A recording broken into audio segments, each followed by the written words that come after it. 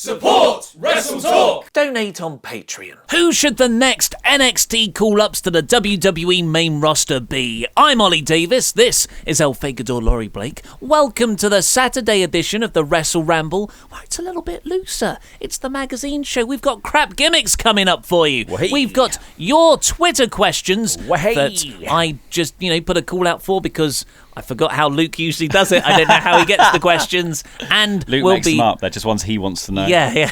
We'll be talking masquerade. at the start about, because it's the week after SummerSlam and Raw and SmackDown happened and there weren't any NXT call-ups. No. And I'm not heartbroken about this because I kind of want everyone to stay in NXT. I want them to stay in NXT, and I also want Raw and SmackDown to be forced to play with the toys they've already got.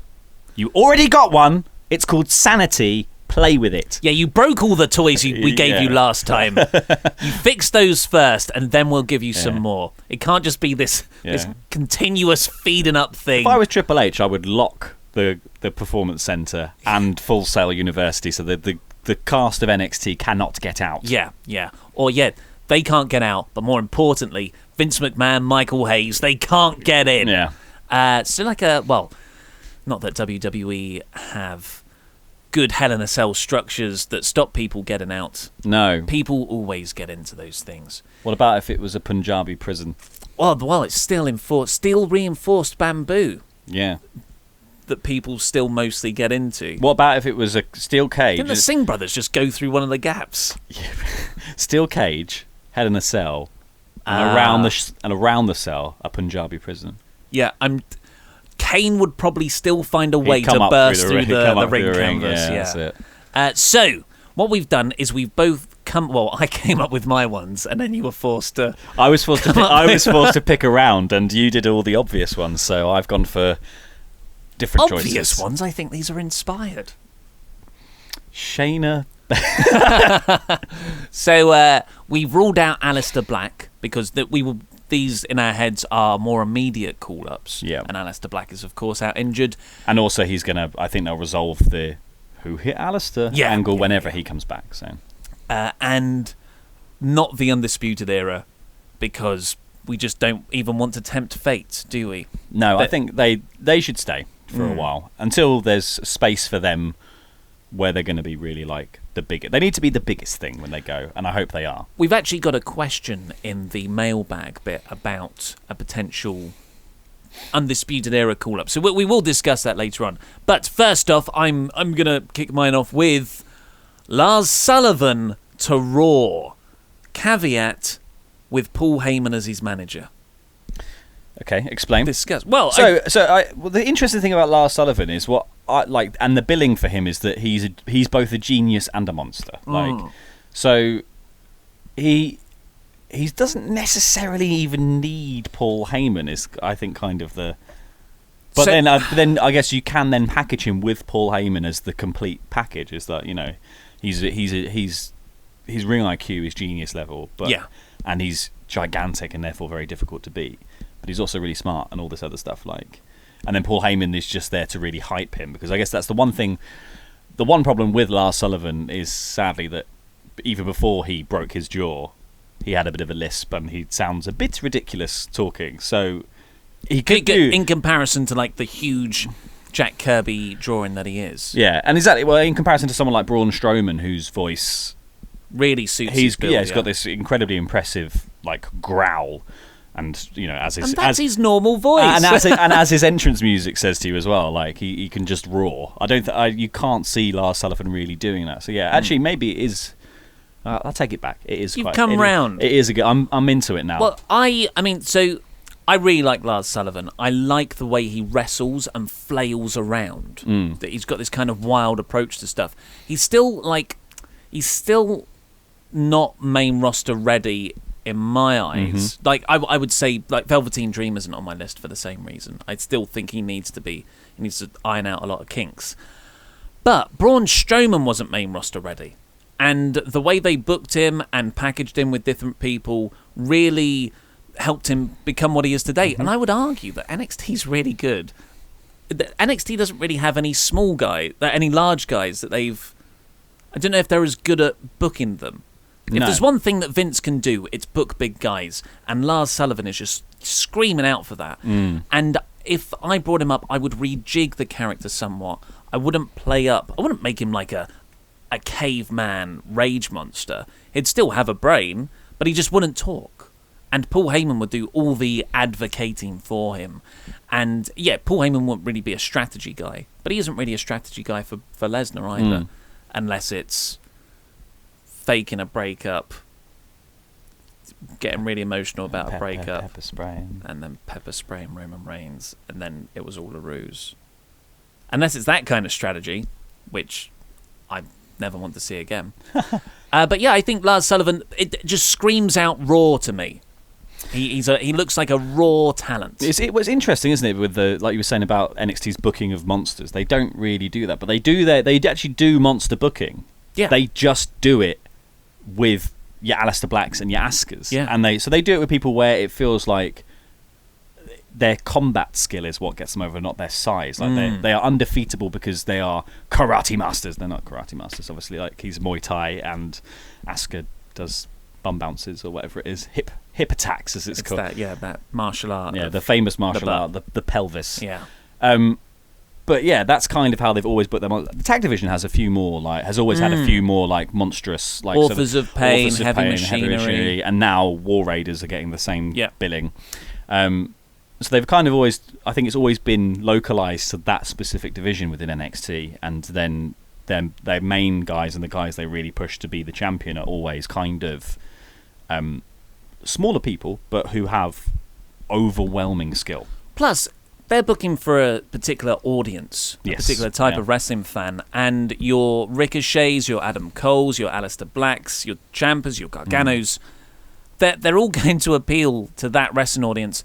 And Lars Sullivan, as much as I enjoyed that match with Black, no one really, I don't think anyone really got excited about that. They were just like, oh yeah, it's nice that Lars is one of our own, it's nice to see him get up there. But no one really buys into, NXT fans don't seem to buy into guys if they're just booked because they're big.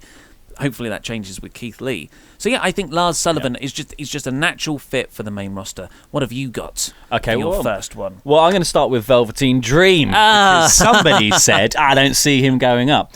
I think Raw, he'd fit in with their mentality of having moments over storyline. And he would be a similar sort of thing to sort of when you trot out Finn Balor in full paint to do something. Velveteen Dream would have a lovely pay-per-view entrance on Raw. However, I actually think he should go to SmackDown because... Oh, really? So I think the thing with Dream, and I think we've discussed this on the NXT review and stuff, is that Dream is really good when he's paired with someone who is incredibly good. He will be incredibly good in 2 years. Yeah, exactly. He's a rising star. He's not there on the call your own match kind of deal. And so his takeover match with EC3 was kind of flat for me, and I think because both guys need a bit of work at the moment, and he didn't. And so then his match with Black and his match with Ricochet were both fantastic, but you've got to think that it's Black and Ricochet doing a lot of the calling and a lot of the we should do this, we should do that, and he's very good at being the foil to all of that stuff. Send him to SmackDown, and there's loads of people that he can do that with. He can do, and then I think it also feeds into the idea of these different. There's all these characters on there who are similarly charismatic and similarly show-offs and all that kind of stuff, and you can pair him with people like Nakamura to have feuds, and Jeff Hardy to be who's more charismatic kind of deal, and then he's got the backup of being with these kind of top-level guys who've been in the industry. I'm not Jeff Hardy, but this, that sounds like a really interesting I do feud. think I think Jeff Hardy and Dream would actually work together really well. Imagine the pay-per-view entrance for Dream, and how what he would come out, his version of Hardy's. Yes, exactly. I think he's got a lot of stuff to work with, because also his stuff is so referential as well. Very creative. Yeah, he's very, and I think the SmackDown roster gives him a lot of ability to play with those ideas.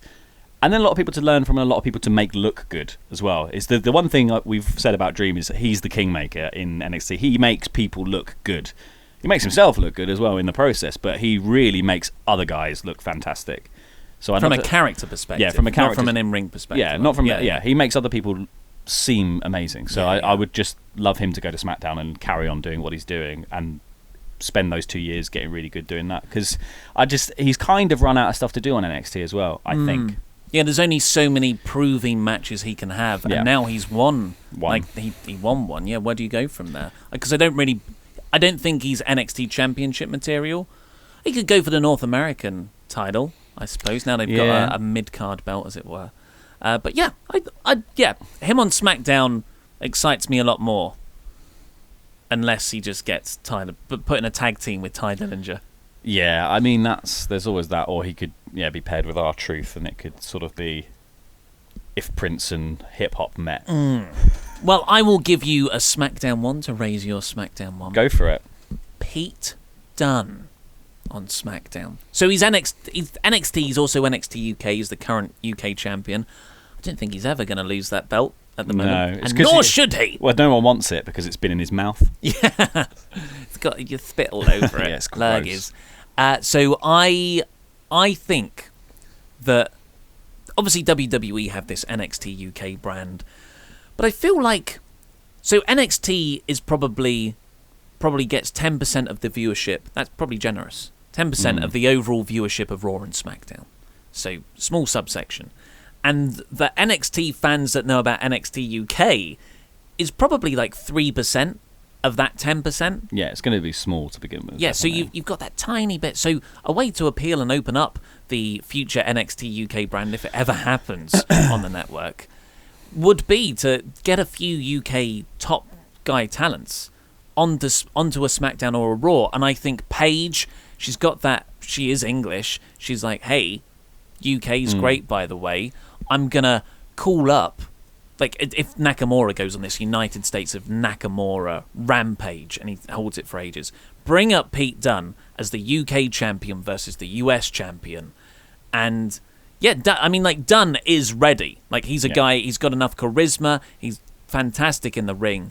He could just walk in there and be an amazing upper mid tweener.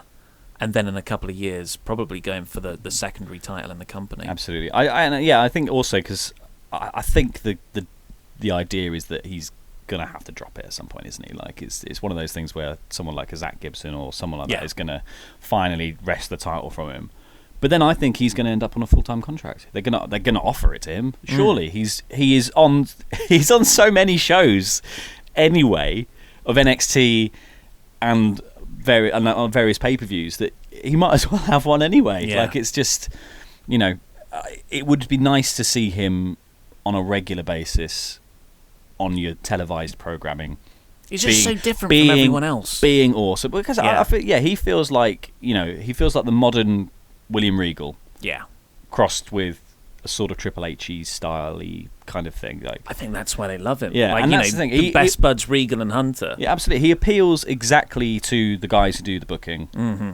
So whenever Triple H takes over the main roster stuff, expect to see him there. But it would be nice if it was like this week. Yeah, that would be nice. Who have you got? So, as you've picked a lot of the big guys, I have gone for Dakota Kai, who I think is kind of a bit of a loose end, really. Like, I think she was feuding with Lacey Evans for a while, and not into it. But prior to that, she'd had the whole sort of scare fest with Shayna Baszler, where Shayna Baszler was terrorizing her and the arm thing, and that's kind of been a constant. Her getting over this thing has been a constant throughout her career in NXT. You've suggested that we'll get onto it, that Shayna Baszler goes up, and I think Shayna Baszler is most likely going up, but we'll discuss the reasons. I left you the exactly. We'll discuss the reasons why Baszler's going up and where she's going afterwards. But I think with Baszler gone, that is the last dangling thread of Dakota Kai's kind of NXT career anyway. It's like, how does she get over whatever happened with Baszler, all this other stuff? If Baszler's gone, there's nothing for her to do. Let's send her to Raw. I think if you send her to Raw, I would like to see her in a tag team with Bayley. I just think they're combo. I think they're like the characters suit each other. The characters suit each other really well, and I consider it. I mean, like, this is me just being stupid now, but considering that Raw is mostly about who's friends with who in the women's division, tag her with Bayley. Sasha's annoyed because Sasha's meant to be best friends with Bayley. Feud between Dakota Kai and Sasha Banks. Ooh, well, I hear this immediate. I hear Banks and Bayley are being best friends, and Dakota Kai comes up and she's like, "Oh my God, you're so amazing, Bayley! I love you, I love you." And Bayley's like, "Oh, thank you very much." And then it starts to get a bit obsessive, and that's like it's almost like like an AJ Lee thing. Yeah, like a Dakota Kai heel obsessive fan turn.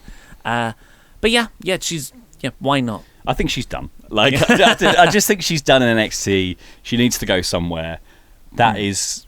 And Raw's women's division really needs to kick up. We need some people, and I just think like it's. I also just want to smash up the Boss and Hug connection in any way, shape or form. Break that up because they haven't even got to the bit where there are even tag titles yet, and I'm already done with it. Yeah. Like, every interview it's mentioned. I think they're coming.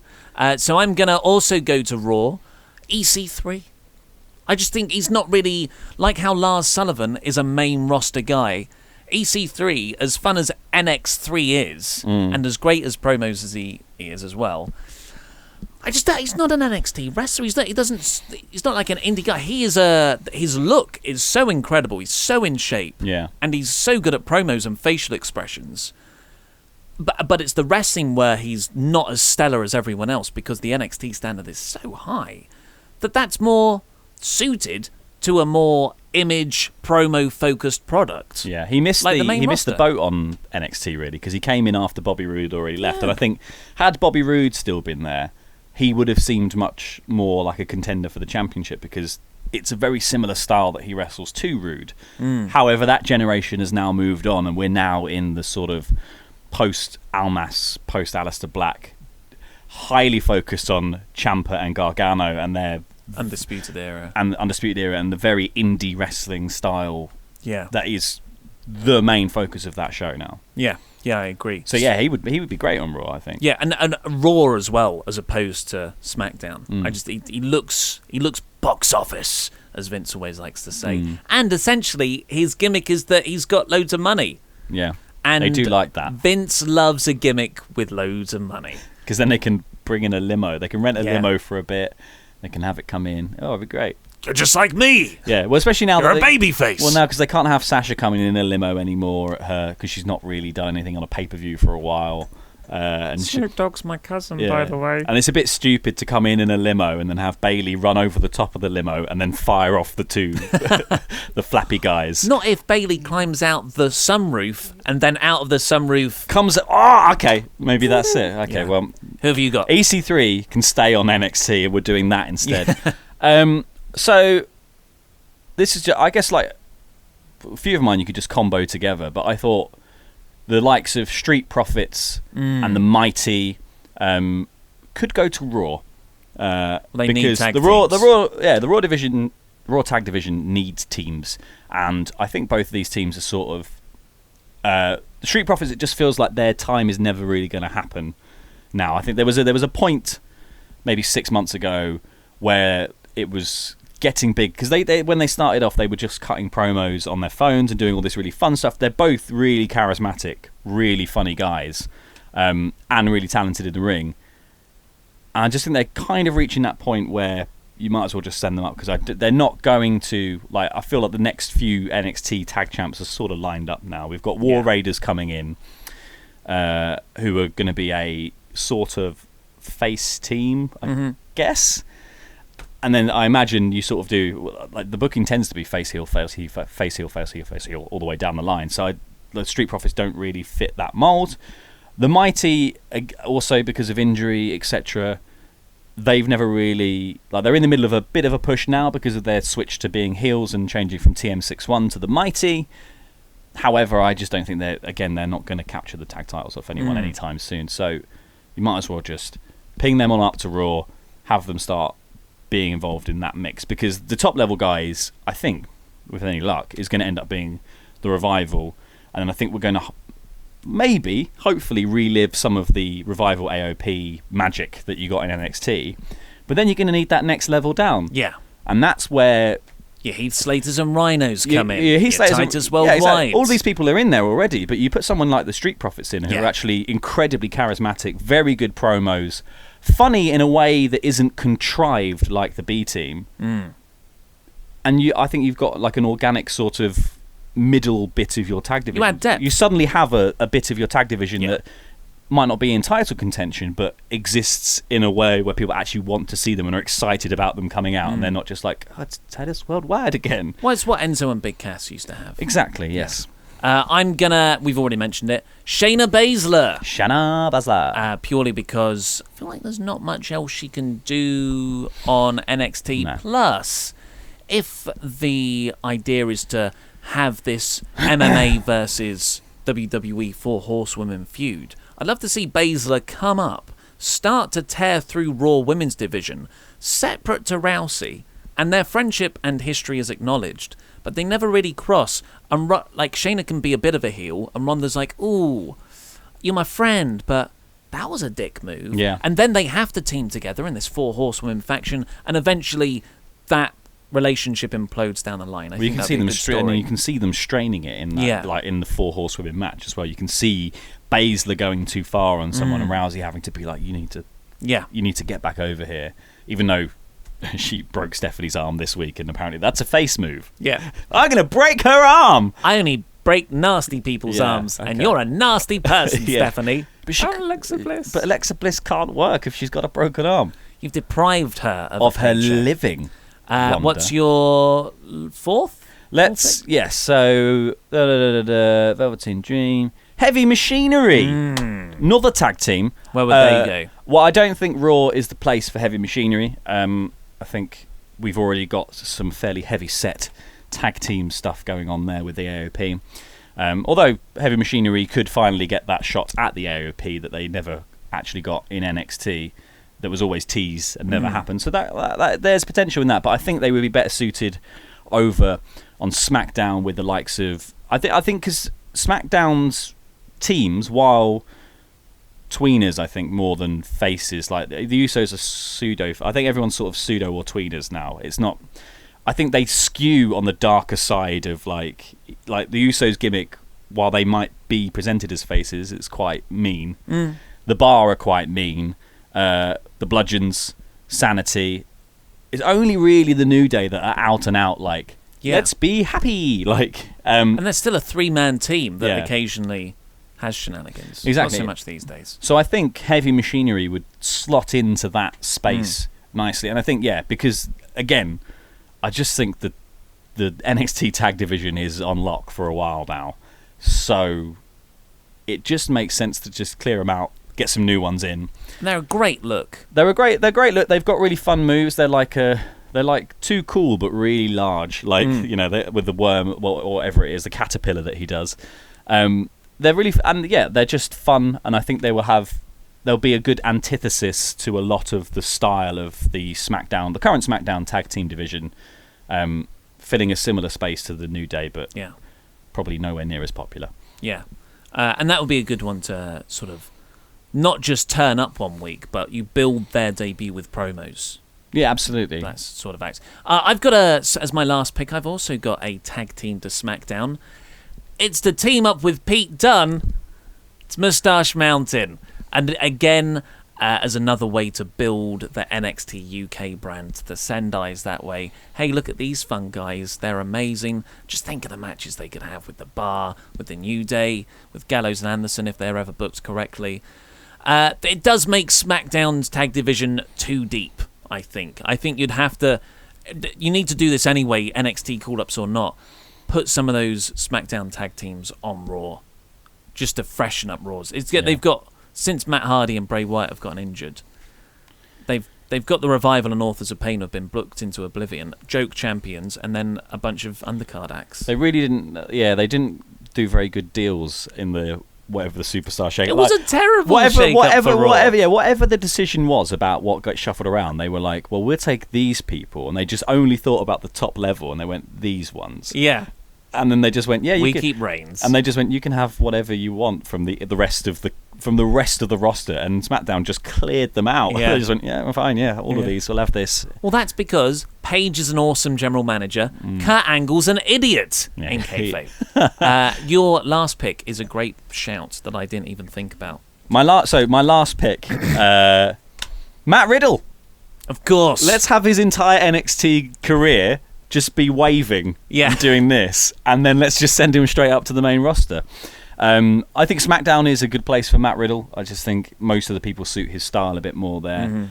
Unless you were going to do him with like an advocate on, like if you're going to do a Paul Heyman style thing with him on Raw and just be like because you could almost do it with tension between the two of them, because Matt's probably not going to play along with what Paul is saying or trying to book him into, which might be a fun way to do his character. But I would prefer to just see him come into SmackDown and immediately go into feuds with the likes of Daniel Bryan and Shinsuke Nakamura. Yeah. And Almas upper Almas, mid-mix. and just see them all absolutely kick 7 bells out of each other. Yeah.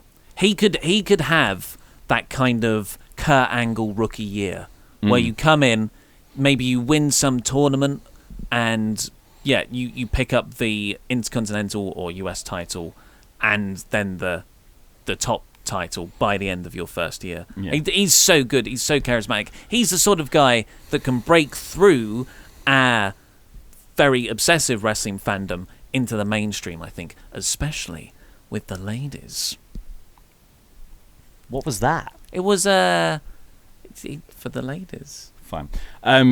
I just think with him it would be nice. I just think the problem is, the thing I worry about, it's the benefit of having him in NXT is that he'll probably just get to be Matt Riddle in NXT. If he went straight to the main roster, they would go, what's the thing you do? Bros. Yeah, so you're now in the resurrected Hype Bros with not Mojo, but just Zack Ryder, who's come back. Like, you know, like they would do something like that, like lean too heavily on just one aspect of like his indie career that everyone obviously really likes and likes to say, but isn't such a massive deal that it should be a defining characteristic of what you do. His whole thing is that he's really good and he doesn't wear shoes. It's like King of Bros is a great name now. Yeah. But it's not a great name 6 months from now, with Michael Cole saying it at the start of every entrance for weeks and weeks and weeks. It's the King of Bros. Oh, shut up, Michael Cole. And that would be, and his whole theme tune would just be bro. Like that might not be too bad, though. I don't think it dun dun dun bro. Dun dun dun the bro. Should we get on with some Patreon shout-outs? We were just talking about NXT, and do you know what? If you go over to WrestleTalk's Patreon page, click the link in the video description below, or if you're listening to this on podcast form, I think there's a link in the podcast description that you downloaded. Just search. Use a search engine. Yeah, of WrestleTalk your Patreon. Choice. But if you use Bing, we will judge you. Yeah, we don't actually want your money if you use Bing. But if you do, and we reach 750 Patreons, we're very close to that right now. We might have even passed it because we're recording this in advance. We will do... Give us a ding if we have passed it, just in case. Celebrate now. Hey! We're doing NXT reviews! Or not. Weekly NXT reviews with Fakador here and Luke once he's back from holiday. But thank you to all the $25 a month or more Patreons who have helped us to this goal so far. You get a shout out, a WrestleTalk Hall of Fame induction ring on this show. Jonathan the Headmaster Headman. Juan de Diaz Infante Gauntlet. Stay hyped, Kyle Rowley. Do it again. Stay hyped, Kyle Rowley. Excellent. The star athlete, Lendl Brenson.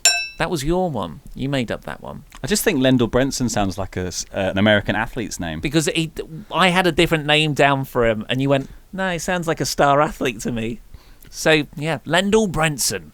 Again, he could also be the gold standard, Lendl Brenson. Name your price. Michael, name your price. Mo Space, one word, like Madonna. Get in my arc, Noah Trombley. Paul E. Dangerously Jarman. Our legend killer. Rob Pontin Problems Pontin. Stem cell Robert Stemmen. I trust you as Sam Farah as I can throw you. Okay. I trust you as Sam Farah as I can throw you. The Sizable Canine, Sean Barksdale. That's a you. Sean, far from bland, Blandford. Shimmy Gangot. That's from Zachary Robert Crowley Barros. He chose his own name. Shimmy Gangot. Shimmy Gangot, good, watcher, Gangot. Steep Climb, James McMahill. Macahill. McMahill. Steep Climb. Steep Climb, James McMahill. Because it's a hill. Have a cup of tea, hill. Lee. The Real Deal, Sex Appeal, Andy Puckett. I love ones where people suggest their own names. And that was... I like that. I could see someone do it. Yeah. Well, it's just, for us to bestow that on someone, that's hilarious. But for someone to come in and say, this is my name, Andy. I like that. Also, it means less work for us. Caught in a Travis Webb. Andy rhymes with Puckett. Could have been a good one. Mm-hmm. Tricky Vicky Branton. And Rise Above Will Hate. If I have missed any of you out, that is because you have donated after we recorded this. So don't fear, because we do have a few more shows left in August. But thank you all so much so far. Ta. It's Crap Gimmicks time. Don't send us any more crap gimmicks for the meantime, because Luke handles these, and it's confusing to go through his email account. He's got a terrible system. Yeah, it's good. For him, it might work. For me, I don't know where he started. He been copying them all out by hand, isn't he? And keeping them in a ring binder. He's got a book, a Filofax of these. Also, he gave me his password. Foolish. Yeah, and I was just like, that is such a Luke password. And it's got 1, 2, 3, 4 at the end of it. Oh. This is from Lobo Show. Does it have 1, 2, 3, 4 at the beginning as well? Yeah, and it's password. Yeah. Password 1, 2, 3, 4. 1, 2, 3, 4. Password 1, 2, 3. High Flying Fred. Oh, by the way, if you haven't seen Crap Gimmicks before, it's where the SWAF Nation, you viewers, submit terrible wrestling gimmicks, and we choose the worst ones. And we book them on our Crap Gimmick promotion. High Flying Fred is a 6'7", 403 pound, very precise, extremely unfit bloke who wants to be a high flyer. He wrestles in multicoloured wrestling tights and wears a lucha mask as if he's convinced it allows him to fly through the air easier. For his entrance, he runs down the ramp extremely slow and stops halfway to catch his breath. After Fred has regained his breath, he continues his run, in quotes, down to the ring, and much like Kalisto and Sin Cara, there is a trampoline which he jumps onto. He jumps onto the trampoline, and rather than jumping over the ropes like Sin Cara and Kalisto, he more gets caught up in them and falls through them than gets up like he jumped over them, shouting, "Yeah, I'm a lucha!" His finisher, he slowly climbs onto the top rope with his opponent lying down on the canvas, does a pose, and slowly stands up as if he was about to do a big move. He then proceeds to jump down onto the canvas, attempt a forward roll, then splashes his opponent. He calls this Fred's 450 splash. During his matches, Fred will attempt to do springboard moves. He will stand on the apron, look left and right at the crowd, shakes the ropes so it looks like he's about to do a move, and attempt to jump onto the top rope. Fail to do so, then pulls himself over it and drops an elbow on his opponent. Fred sometimes attempts to do Neville's red arrow. He calls this... Oh no. The Fred Arrow. The Fred Arrow. This is the point where that's why he's called Fred. Because this is where this whole gimmick started. Yeah, someone's like, what would... a Fred Arrow. I'm going to reverse engineer an entire gimmick on that. During this move, he just turns and flips the best he can. Fred also throws his opponent out of the ring and attempts a suicide dive. He doesn't make it over the top rope and then proceeds to go onto the apron and just does a simple double axe handle. He then shouts, extremely out of breath, "I can fly. Woo!" During Fred's promos, he mocks the crowd and his fellow wrestlers for not having masks. After Fred wins matches, he goes up to people in the crowd and touches foreheads with them, much like Rey Mysterio does in his entrance. Fred is clueless about his lack of speed and agility and believes he is the next big high flyer. What do you reckon about Fred? Just think it's ridiculous to suddenly think you're a luchador just because you're wearing the mask. I just think You it's reckon? just It's nonsense. disrespectful. Yeah, it's utterly disrespectful. Because that you have to train for ages You do. just for the honour to even look at a mask.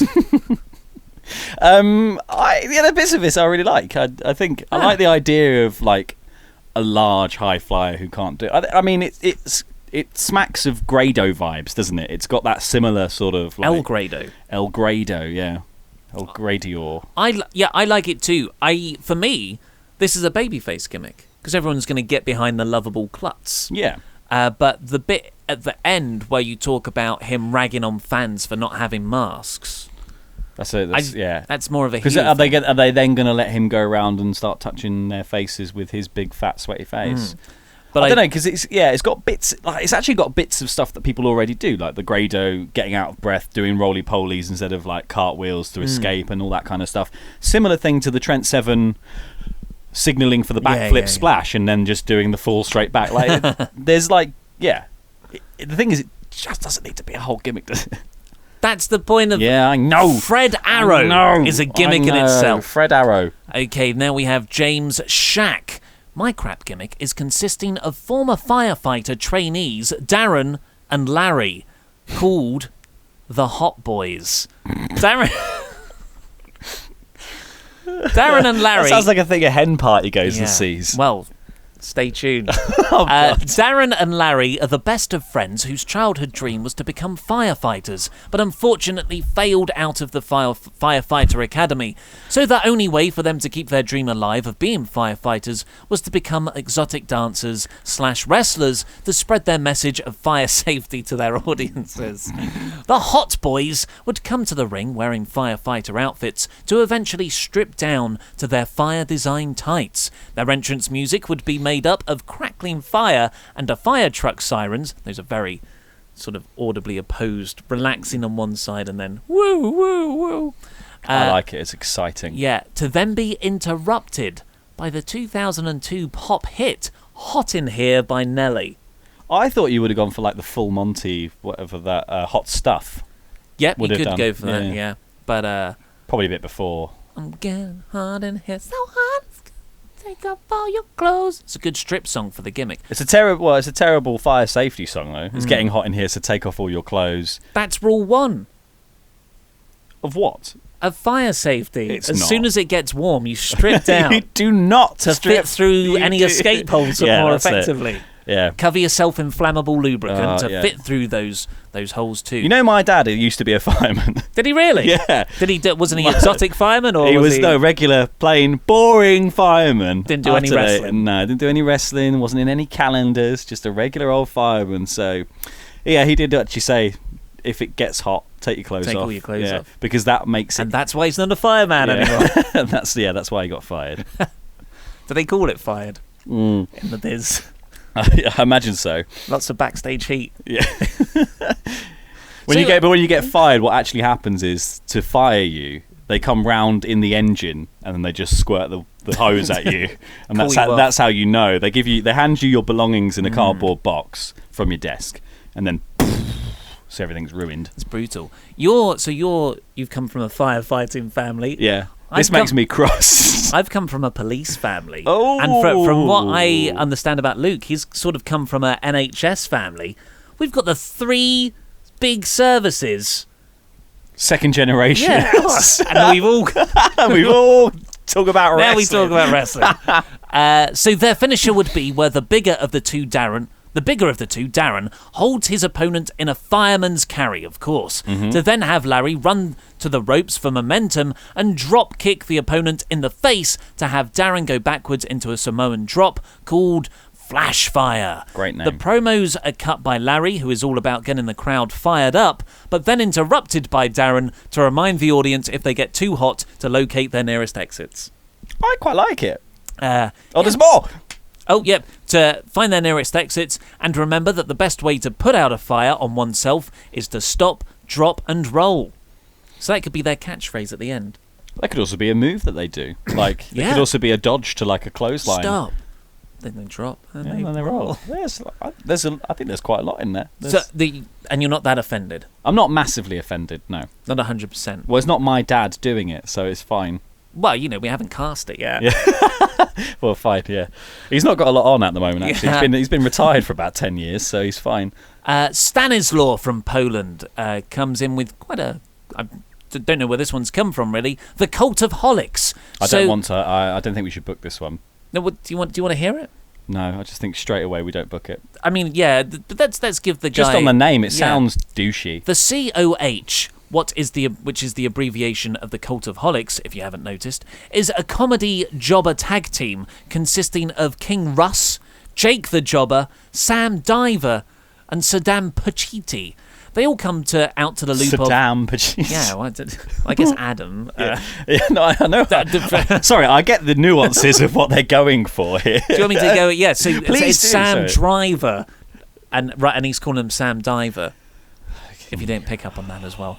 They all come out to the loop of It's John O'Clock and are dressed in ugly black t-shirts with visible sweat stains. However, every time they walk out, they get no reaction whatsoever because the CG dub audience is more tired of them than people are of seeing Brock versus Reigns or like Almas before his star-making match with AJ. That's a weird reference to put in. Their finishes are the Visit at the Zoo, a buckle bomb executed by one of the wrestlers, preferably Jake the Jobber, and the Wankety Wank, the Joey Ryan penis flip. Although they are pretty capable wrestlers, they often either botch the move or hit each other, thus costing them the match. Also, due to their ability to piss off their bosses at CG Dub, they get squashed 2/3 of the time. Outside of the ring, they can be usually seen flipping off other wrestlers and cracking Jerry Lawler-style sex-orientated jokes that no one, except for themselves, laughs at. The COH are also there for you if you need to hype up a pay-per-view.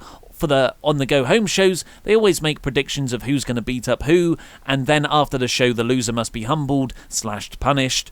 Also, don't bother putting them in storylines; they're not worth it. They are just signed so they can be punished. A lot of phlegm built up in my mouth as I was doing that. You were essentially frothing at the mouth as you read this thinly veiled jab at some people who will not be named. It's an awful gimmick. So we're not signing that one. Anything to say on COH? Well, I think it's both an awful gimmick and an awful reality. Yeah, and it's a terrible, terrible gimmick.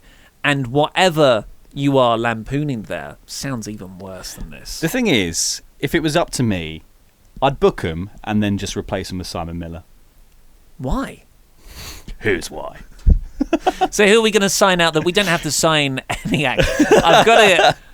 I do like the Hot Boys. Yeah, I'll take the Hot Boys. I bet you will. Let's sign them. I'm not shaking your hand. I'm not shaking your hand now, Randy. Allegedly. So after that weird sort of masculine Oedipal exchange there of whatever, you got over that reason. Yep. The Hot Boys thing. That was fine. So we've got some tweets of questions because I couldn't find the mailbag. Luke keeps in his emails, and he's gone away, and he's not reachable. I should just ring him in the middle of his holiday when he's hiking around Canada. So yeah, where's the emails with the questions? How do I do computers, young man? Yeah. So Liam asks, who could Adam Cole feud with if he's brought up to the main roster right now? Ooh. On his own? Yeah, let's go for his own. On his own. Where would we see him going though? I see him as a SmackDown guy. He's definitely a SmackDown. Yeah, I think he's a SmackDown guy. I think a Daniel Bryan feud right out the gate. Yeah, you want him to go into that sort of, like, he is essentially going to go into sort of the same Miz spot, I think. However, I think the difference is you can do the Cole that is actually, he's confident but very good and proves it. Yeah. Rather than just, like the Miz talks a good game but doesn't really have a very good game, and that's always kind of been the case. So like, I think you could just do the Cole that is a heel but wants to win really desperately, as he proved at TakeOver in that match with Ricochet, where it was a no nonsense match. Daniel Bryan would be a great one to be like, because you want, also the thing is, like, he is like a future massive star for the company, just waiting to happen. So, and like, he's already got the most over catchphrase I think in all of wrestling, which is just his own name, Bay Bay Bay, which it's brilliant because it makes no sense. And yeah, he's just the next, like, that top level heel, isn't he? Yeah, and you don't want people to cheer him too much. Well, you do, but like to have such an uber babyface in Bryan to go against, the dynamics should sort themselves out. Foister asks, will you get a zebra-striped jacket? I don't know what the rules are, if I can just get another jacket after I've lost the leopard one. But I think you need a grieving period. Yeah, I won't jump into. We'll have a Viking burial for it or something. Yeah, I don't know. Flaming arrows. But obviously we won't have the jacket, so we'll just have a picture of the jacket that we set alight in a boat, and then the boat goes in the water. Otherwise. Yeah. Jeff Wu asks, favourite match this year on the main WWE roster. So that's a limited field there. Shall I give you mine while I go think? On then, yeah, go for it. The Royal Rumble. The Rumble match this year I thought was excellent. Really, really enjoyed it. Or the Seth Rollins Iron Man on Raw. I'm sure I'm forgetting loads. That was what sprung to mind. There has been a lot of very good matches. It's just not as much as last year in WWE. I feel like I've watched so much wrestling this week. Yeah. I've watched over 15 hours of wrestling this week. I'm just a bit like, I can tell you a really good match from the weekend. Yeah. AJ Joe was amazing. I also thought AJ's last man standing match with Shinsuke Nakamura was great. That was really fun. And then, everything else in my mind is just NXT. I think NXT has had a stellar year for matches, and it's difficult for almost anything to be comparable. Ronda Rousey's debut match, I thought, at WrestleMania, I really loved. I thought it was such a well-done, well-designed match, and just really, really enjoyable. Very historic as well. That's a good pick. Zach Clark, here's the one I alluded to earlier. Would a called-up Undisputed Era versus Shield in a traditional Survivor Series match be the best way to bring them up? Possible idea for next Fantasy Booking Warfare. They would have to go over. I mean, that's the thing. Is like against the Shield, they have to. It's difficult because the Shield are so popular. Like what I would love to see the Undisputed Era do is come up. Like I've said it before, and I would love it to be a multi-brand faction that has branches on different. And Adam Cole is the leader. Adam Cole could be this floating talent that turns up on all the different shows at random, and then there are pockets of the Undisputed Era that exist on like Raw and SmackDown are always there, and every so often he turns up to back them up or talk them up or whatever it is. Or the whole of them could just go around the whole place like as a 5-man group or something. Well, yeah, if you have them as that kind of act, you'd have to introduce them, like, ideally now, for that to be built up in time for November's Survivor Series.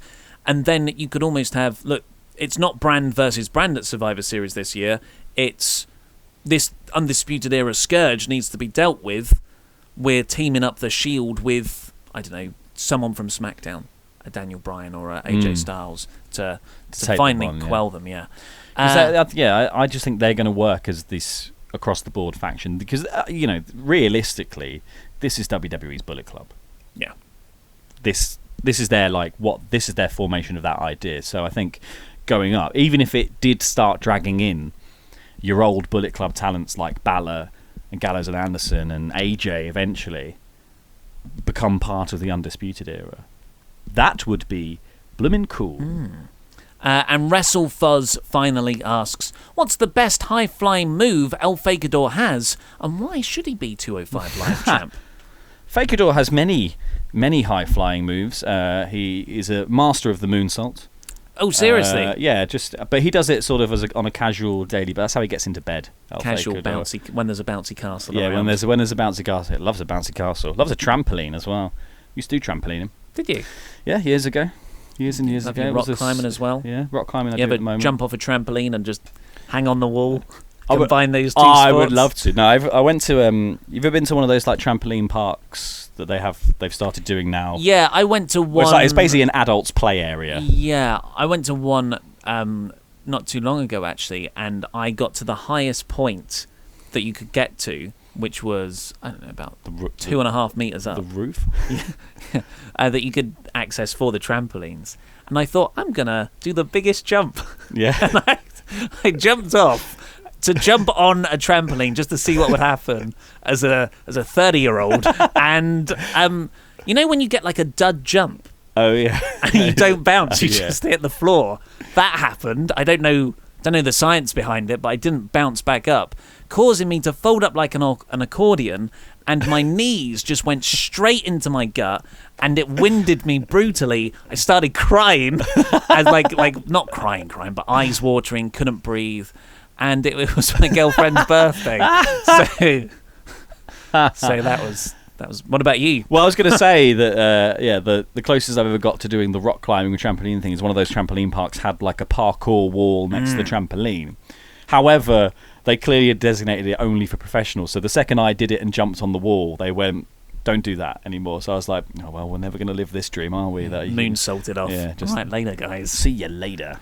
Speaking of see you later, that's all we've got time for on today's show. Please click the videos that have just appeared on our laps to catch up with the latest WrestleTalk awesome things, and this button right here, which will make you a Patreon for us and help us get those NXT weekly reviews to happen. I've been Ollie Davis, that's been El Fakador, and that was Rambling.